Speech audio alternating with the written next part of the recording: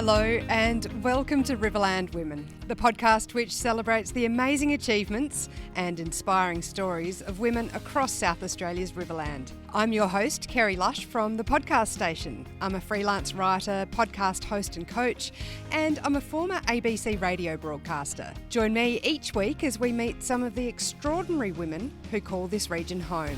This is Riverland Women.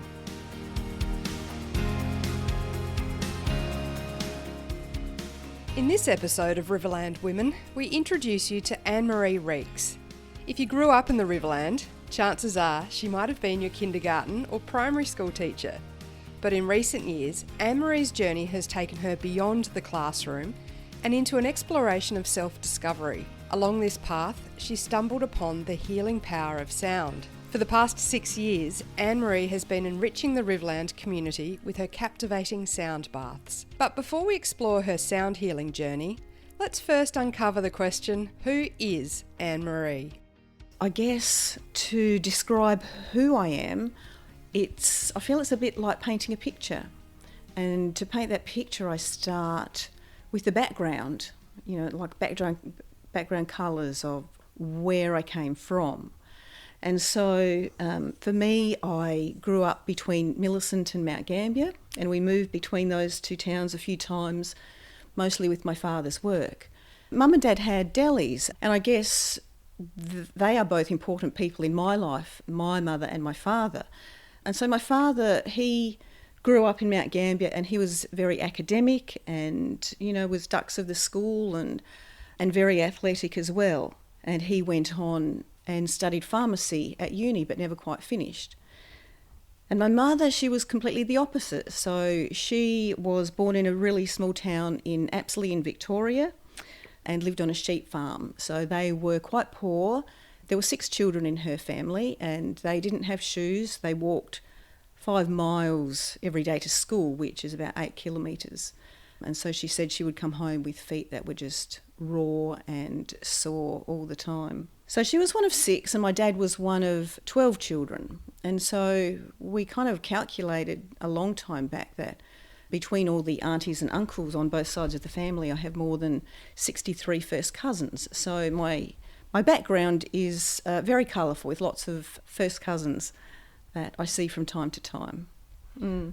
Wow, and how do you think that might have influenced your life with having that big family?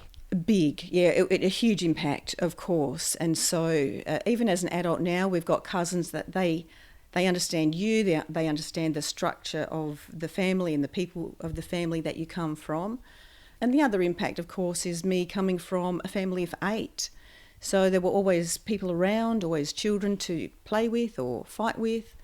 When we lived in Millicent, we had a house with this massive hedge out the front. And at the end of every school day, it was, 8 children from our family, but a lot of the neighbourhood children would come around as well. And we'd play football or hide and seek or chasey in the hedge. And my older sister, who was a lot more of a risk taker than I was, we discovered that at one point she'd had this ice cream container turned upside down in a corner of the hedge, and she'd hidden a packet of cigarettes in there. So I think we all found those and had a bit of a puff every now and then, and we were lucky we didn't burn the hedge down actually. Mm. So it was a fun childhood in the southeast. Yes, definitely lots of fun. And brothers and sisters, you were never alone. And unlike today, perhaps even my own children, where you have bedrooms of your own, like, when you have 8 children, you share a bedroom with 3 or 4 other people, which was really nice, actually. You would have all those conversations when the lights went out at night time that you perhaps wouldn't have during the daytime face to face. So I do remember that as being very special. And did you have to work in the delis and help your parents out a fair bit? Great question. So, yes, when we moved to Millicent, we had the Busy Bee Deli. And I was 10 at that time, and so I would always walk to the deli after school and just say hello to my dad and probably take a bag of twisties to eat those. But I do remember one time he was there on his own, and the shop was full of people, and I thought, I just have to help. And so I wasn't tall enough to see over the counter, so I would climb up and serve these customers. And at the time, I remember a loaf of bread was 20 cents, and, I was pretty good at making the 5-cent bags of mixed lollies, and Probably sampling a few along the way too. sampled a lot. I was a bit chunky actually in that time. Yeah, so I started early, and because of that I became really good at maths, like, just adding up in your head all the different items and learning how to count out change, and so there are lots of skills that I learned along the way. So you did your schooling in Millicent and Mount Gambier as well, and then headed to Adelaide to uni, I presume? Yes. So when I finished year 12, I was at school in Mount Gambier at the time. I think it was about 1978, so a while back. And at that time, for women finishing school, from what I remember, there was really only about 4 pathways. And so one was being a hairdresser, one would be being a secretary, one was being a nurse, and the other was being a teacher. And so my father really pushed me into the pathway of becoming a teacher. So I did that. Like, I really didn't want to leave home. I was really happy and comfortable there, and probably a bit fearful of moving from a small country town to Adelaide. But I did have an older sister in Adelaide who was about a year ahead of me, and that was a huge transition for me. But I did, and I went to, I think it was called Hartley College of Advanced Education at the time, and it's now, I think it's McGill campus. So I did that, I think it was only about 3 years at the time, and finished in, must be 1981. And then in 1982, I had my first teaching position at St Albert's in Loxton. So that's where it all started. That's how you ended up in the Riverland? Yes, I guess the other attraction was also Greg in the Riverland at that time. So we got to know each other. We both lived at the same residential college at Aquinas. And so we got to know each other there. And so he had work in the Riverland, and so I was just, was lucky enough to follow through with work as well. So that was 1982, so a little while ago now. Yeah. What kept you in the Riverland? I think just the lifestyle and the people kept us here. So most of my family were still in Mount Gambier, so that's about 5 hours away. But the people, we used to have a great social life. Like at that time, it was like every person in Berry was younger, and you'd go to the hotel every single Friday night at the Berry Hotel, and it was very social. You would get to meet so many people. And so the social life at that time kept us here. And of course, there weren't any drink driving rules at that time as well. So like a lot of people would have perhaps, blown over if that was around at the time. But it was great. And then we stayed on, so we had our family here. We have 4 children. And that was a tricky time as well, just not having family support. But the great thing that I guess became a substitute was there were so many other young families like us in the area at the time, and so your friends become your substitute family.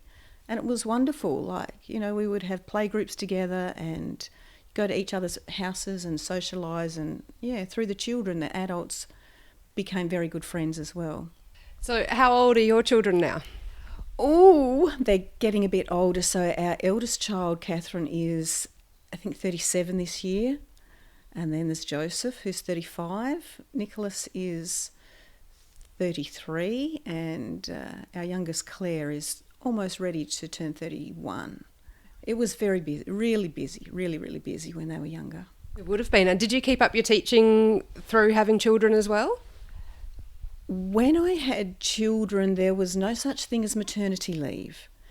And so I think in those earlier days when I was raising children, it was mostly relief teaching, and families would then be dropped back to one income.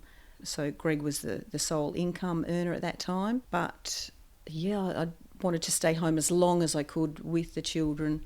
But of course, like every family, there's that financial pressure, and at some point you have to make the decision to go back. So you taught at St Albert's, so primary school. Did you always stay within the primary school system?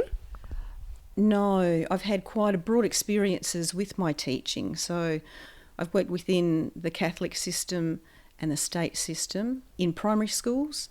Most of my teaching's probably been in the preschool sector, and I really love that. And within there, I also had a role as an e-teacher, so that was sort of something, a new, innovative role, bringing more digital technology into the preschool area. And then from preschool or kindy teacher, I moved into the role of director for 6 years. So, yeah, that was really, really busy, really full on. And where was that, at St Albert's? No, that was at Monash. Right. So most of that was at the Monash kindergarten, which is a beautiful, fantastic community. It was just wonderful. So that was at Monash, and I had the director's role there for about 6 years. And even though it was like a 0.5 position, so like half time, the workload was so enormous that, there was a point in time where I was working 7 days a week just to keep up with the workload. So it was around that time I knew I needed to take a break from that particular role, and took a break from teaching. Along with that, so after a bit of a break, I moved back into a different role at the Riverland Special School, and so that's been my last teaching position, and I was there for 7 years, and it was just fabulous as well. Like I feel so privileged to have been in all of these different locations, in all of the different capacities, and I learnt so much. That was quite unique in the sense that I learnt so much more about myself in that school. So prior to that, I would sort of have a mindset of, when you're in front of a class, what will I teach you today, or what am I meant to be teaching you today? And it really quickly flipped around to quite the opposite. It was, what are you teaching me today, or what are you teaching me about you today? How are we going to work together? So it was a much more collaborative idea of working with students who are so unique and so wonderful, and everyone I really love working with. Did that transfer over to other areas of your life as well? Absolutely. So there was one, I can give an example of a student at the special school, and this student, it was recess time, and this student was really overwhelmed. I don't know what was going on, but it happens as adults and children. And it was recess time, and this student was just so upset and so distressed, but there were staff around this person was safe, and I was watching from a distance. I don't think I was on duty at the time, so I was just watching, and I thought, wow, it was like this revelation. You're not doing what people want you to do, you're just doing what you naturally need to do to work through this situation. You don't put a mask on for anyone, you're just authentically who you are. And it was, like I was just standing, it looked like it happened within perhaps 30 seconds, and it was just this mind-blowing moment for me, thinking, thank you for that lesson. Like I have all these masks of whatever it is, teacher, mother, grandmother, person that lives around the corner. So it was just this great lesson that I'm forever grateful for this student being exactly who they were at that time. I learnt so much. So how did you begin to perhaps remove those masks? It's still a work in progress, and that's still the path I'm on now. So I'm calling it where I'm at now, and I'm calling it the path I'm taking is the road less travelled for me, because it's kind of this journey that you have to do on your own, and it's about being authentic with yourself.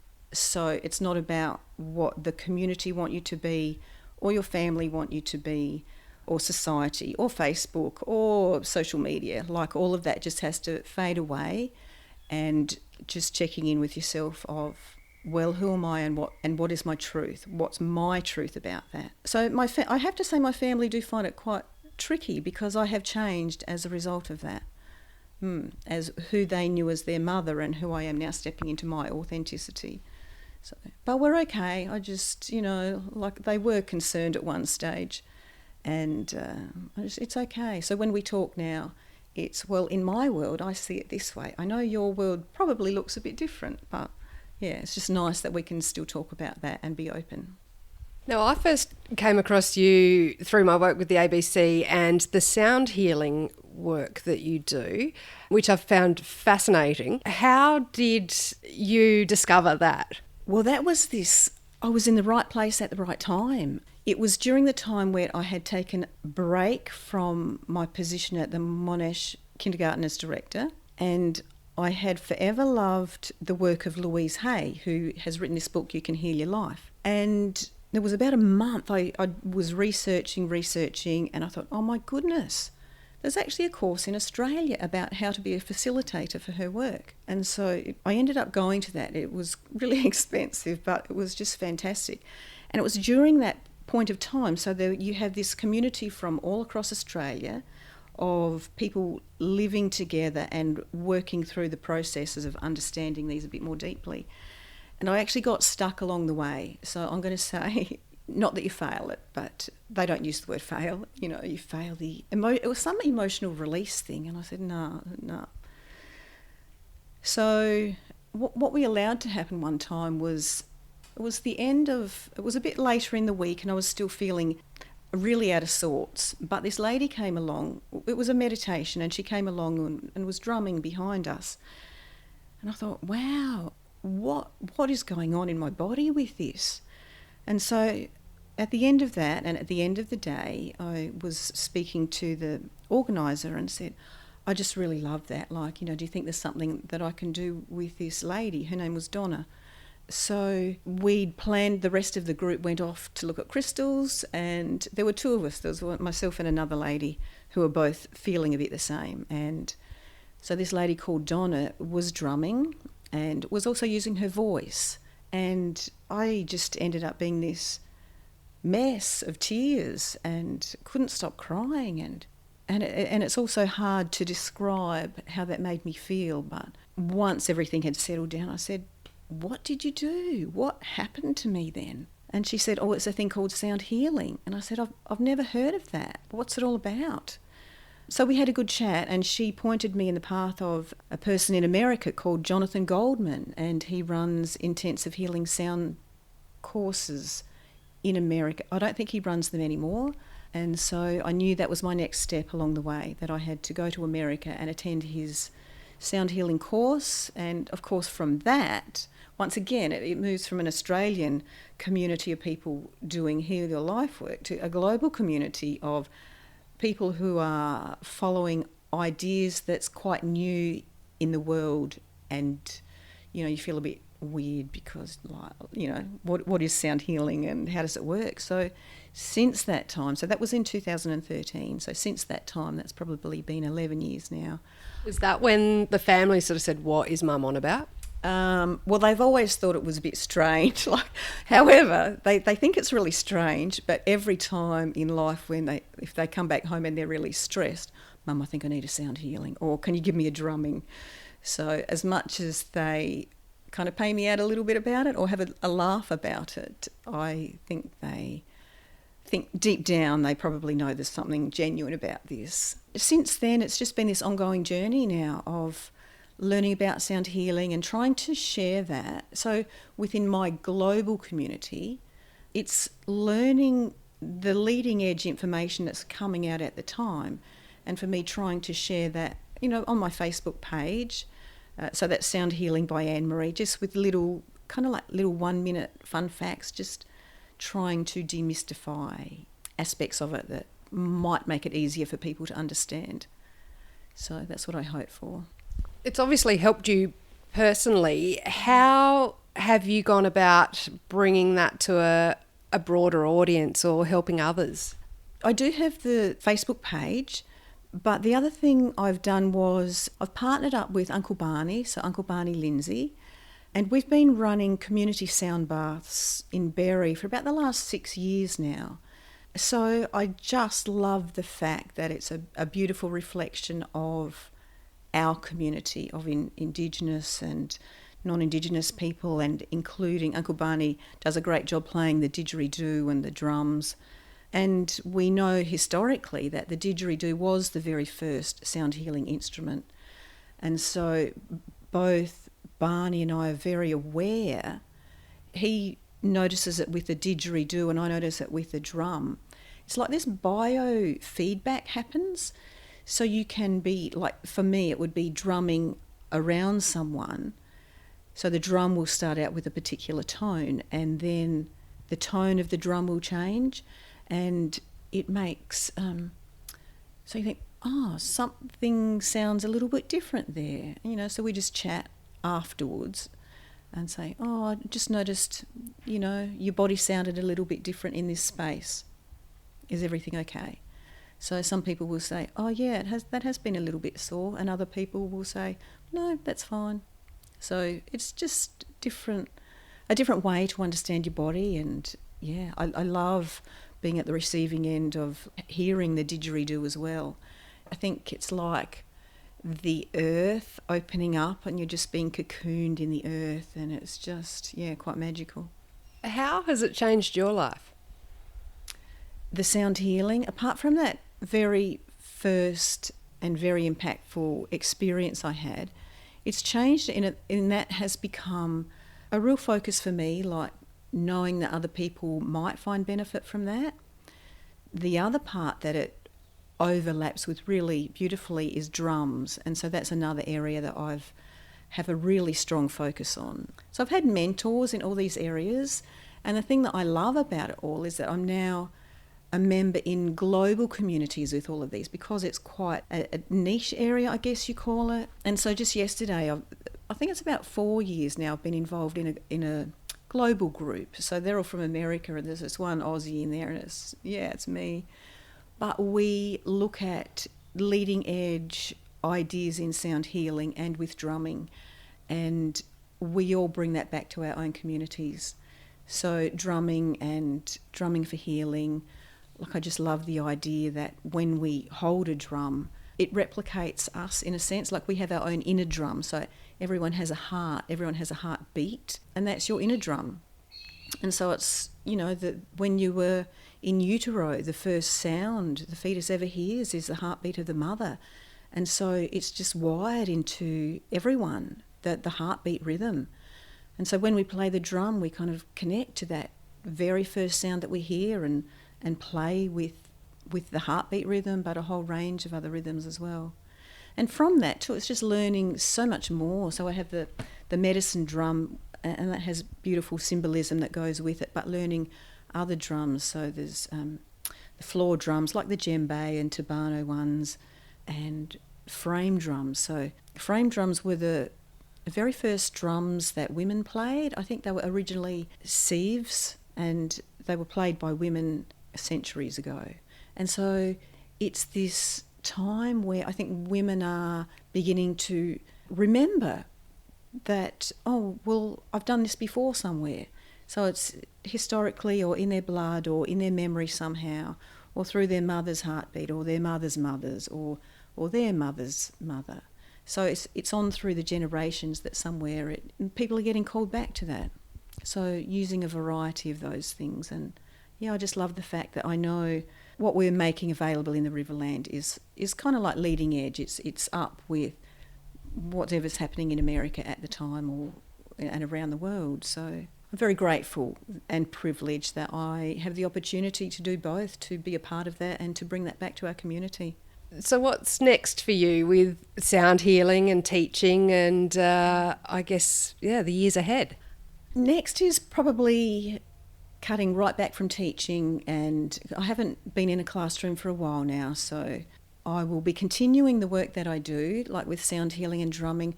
It's I might step more into, we call it birthing drums. So there are actually it has just been women want to come and create a drum, but we call it birthing a drum, and it's almost like the process of giving birth.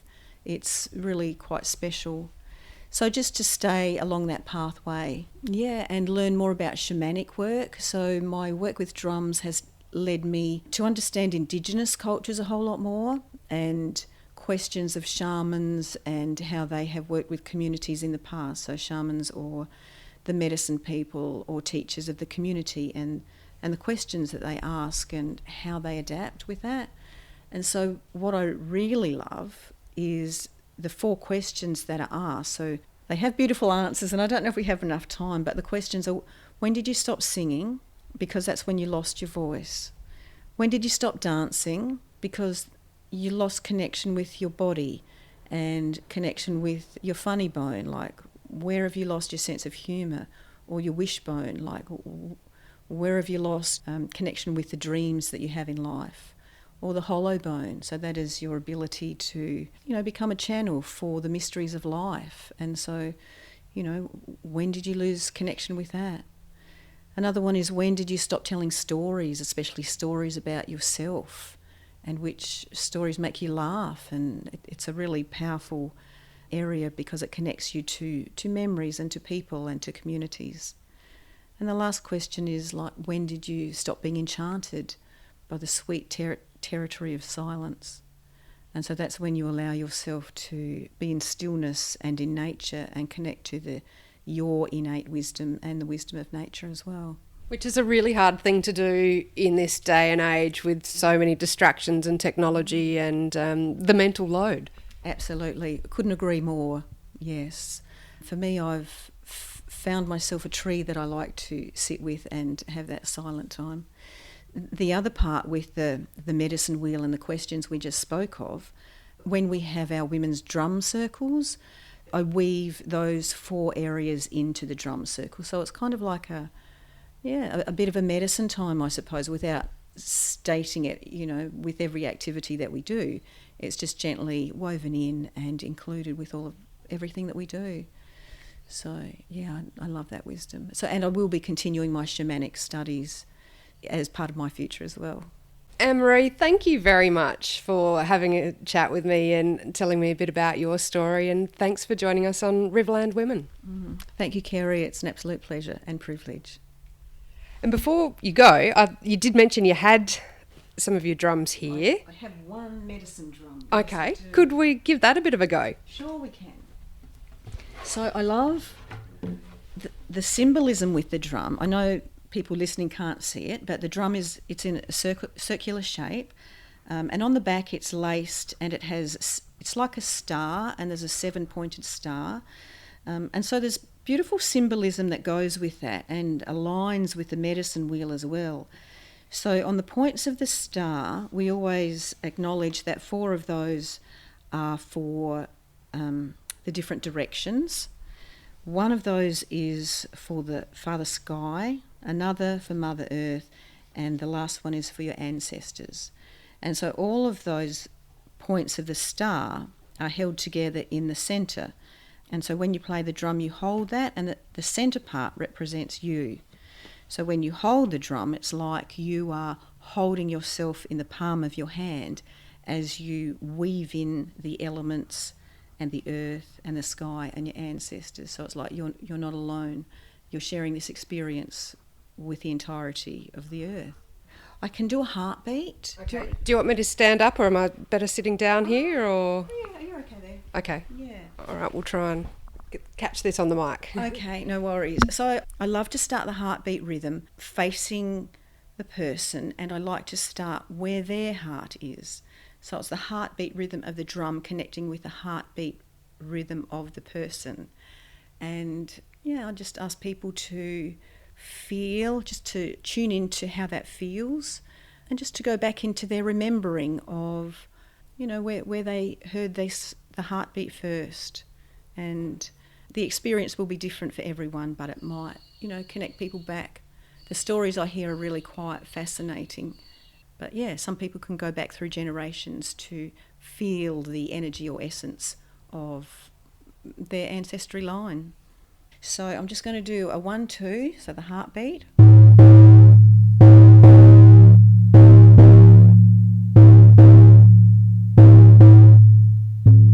you feel that? Mm-hmm. So it's the drum talking to your heart.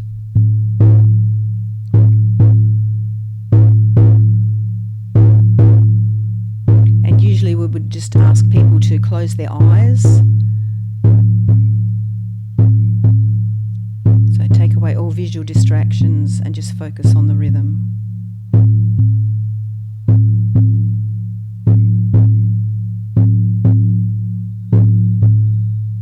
And I know we don't have all day, so I'll just slowly and gently soften.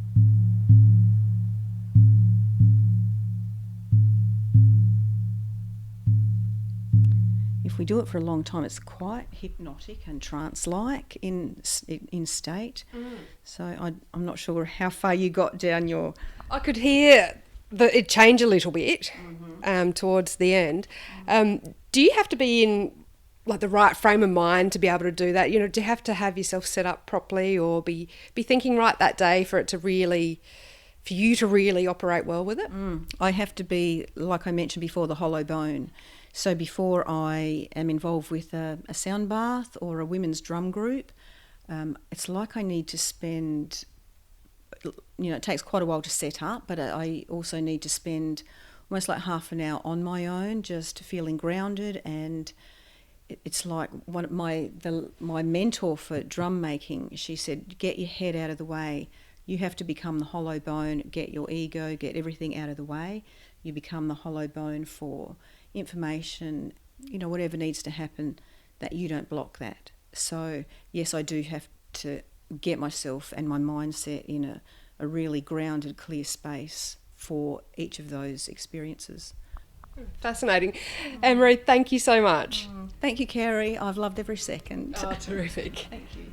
That was Anne-Marie Reeks. You can follow her on Facebook at Sound Healing by Anne-Marie. You can also follow Riverland Women and the podcast station while you're there, and jump over to Instagram as well. Thanks to those who have left reviews on the podcast app and Spotify and followed and subscribed. The support for this podcast has been overwhelming. Thank you for listening to Riverland Women.